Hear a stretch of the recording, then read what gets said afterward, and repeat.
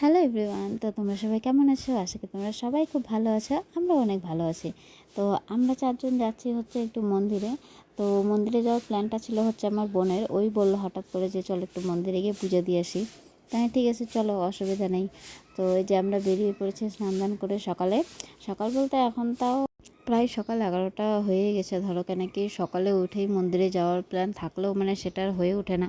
এত কাজ থাকে বাড়িতে, মানে একটার পর একটা করে যেতে যেতে দেরি হয়ে যায়। তো যাই হোক, 11টার দিকে বেরিয়ে এই যে আমরা পৌঁছে গেছি মন্দিরে।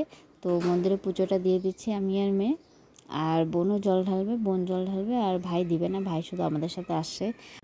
তো আমি শাড়ি পরেছিলাম, কেন কি মন্দিরে যাচ্ছিলাম, তো ভাবলাম যে না, মন্দিরে মানে মন্দির টন্দির এইসব কোথাও গেলে পরে আমার শাড়িটাই মানে বেস্ট লাগে। এমনি তো শাড়ি আমার ঠিক পরাই হয় না, কেন কি শাড়ি আমার খুবই কম পরা হয়।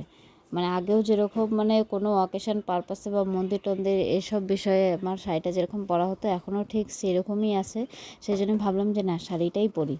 তো শাড়ি টাড়ি পরে এই যে এখন মেয়ের সাথে জল ঢালছি। আর আজকে আরেকটা সারপ্রাইজও আছে, সেটা কি সেটা তোমরা পরে জানতে পারবে যে আজকে একটা সারপ্রাইজ আছে। তো জানি না তোমাদের কাছে এটা কতটা সারপ্রাইজ মনে হবে বা কতটা খুশির মনে হবে, কিন্তু আমাদের কাছে এটা মানে ভীষণ খুশির একটা ব্যাপার।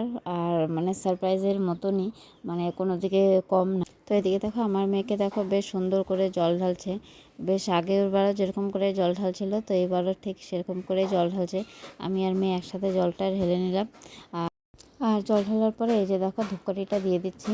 তো ধূপকাঠিটা মেয়েকে আমি একা কোনো সময় দিই না, কেন কি ছাকা লাগতে পারে। তো সেই জন্য আমি আর মেয়ে ধূপকাঠিটা একসাথেই দিয়ে দিলাম। আর ধূপকাঠিটা দেওয়ার পরে এখন বোন জলটা ঢেলে নেবে।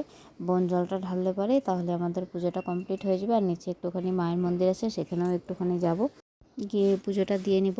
আর আমাদের পুজো প্রায় কমপ্লিট হয়ে গেছে আমার আর বোনের। তো এই যে দেখো এখন আমার মেয়ে প্রণাম করছে। ও সুন্দর করে মানে হাঁটু গেড়ে বসে প্রণামটা করতে পারে। তো এই যে মেয়ের প্রণাম করা হয়ে গেছে আর আমাদেরও হয়ে গেল। তো এই যে আমরা এখন যাচ্ছি। এখন নিচে আগে একটুখানি মন্দির থেকে ঘুরে আসব নিচে নেমে, তারপরে আমরা বাড়ির দিকে রওনা হব।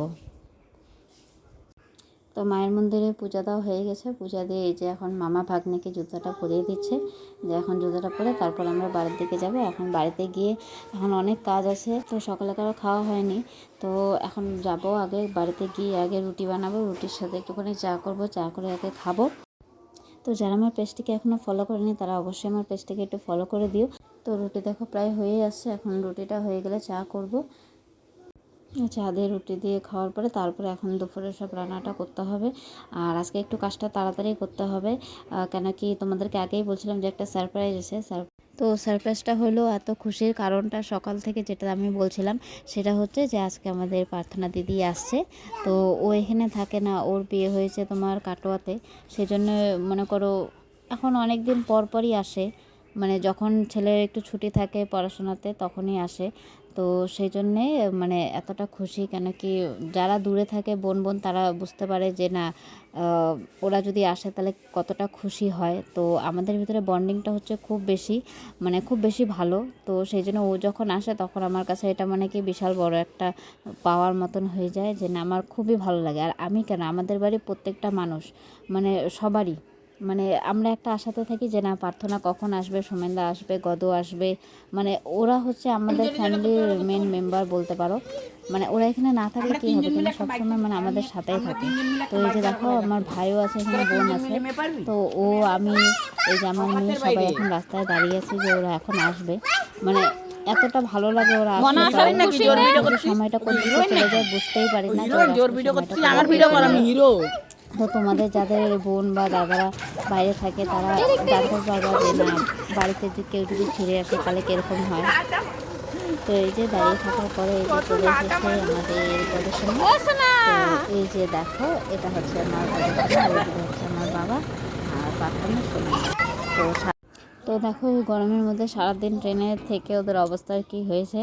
তো এখন এই যে আমাদের হাসাহাসি শুরু, মানে আমাদের খুশিটা তোমরা চোখে মুখে দেখতে পাবো যে না আমরা কতটা খুশি। মানে কারো মুখ কার বন্ধ হচ্ছে না, সবার দেখো দাঁতগুলো দেখা যাচ্ছে পরিষ্কার করে।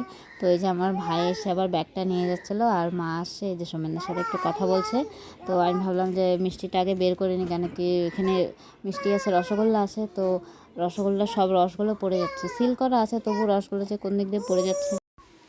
তো আমি সব মিষ্টিগুলো এখন খুলে ভালো করে একটা একটা করে উঠিয়ে নিব, কারণ কি এখানে বেশিক্ষণ রাখা যাবে না, সারাদিন ছিল এত গরমের মধ্যে। তো এখন প্রার্থনা যে কয়দিন থাকবে সে কয়দিন তো আমাদের খুব ভালো কাটবে, খুব মজাতে কাটবে, আর দিনগুলো যে কোন দিক দিয়ে চলে যাবে বুঝতেই পারবো না। তো আজকের ভিডিওটা এখানেই শেষ করছি, আশা করি তোমাদের সবার খুব ভালো লাগবে। আর ভিডিওটি যদি ভালো লাগে থাকে অবশ্যই একটু লাইক কমেন্ট শেয়ার করে দিও। তো আজকের মতন এই পর্যন্তই, দেখাবে নতুন কোনো ভিডিওর সাথে। এই যে দেখো আমাদের এই হাঁসি এখন ফোয়ারা এরকম চলতেই থাকবে কয়েকদিন ধরে। তো টাটা।